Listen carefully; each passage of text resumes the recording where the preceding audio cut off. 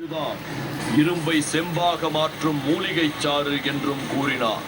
பின்பு அவர் கொண்டு வந்திருந்த இரும்பாலான ஒரு உளியினை எடுத்து அந்த மூலிகை சாற்றினுள் வைத்து இந்த உளி செம்பாய் மாற குறைந்தது 10 நிமிடங்கள் காத்திருக்க வேண்டும் என்று கூறினார்.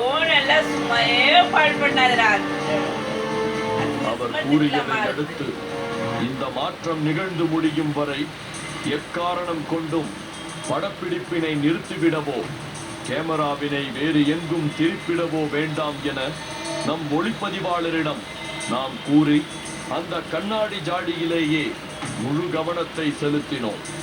நேரம் கழிந்து கொண்டிருக்க சரியாக 10 நிமிடத்தில் அந்த இரும்பாலான உளி மெல்ல நிறம் மாறி செம்பாக மாறியிருந்தது.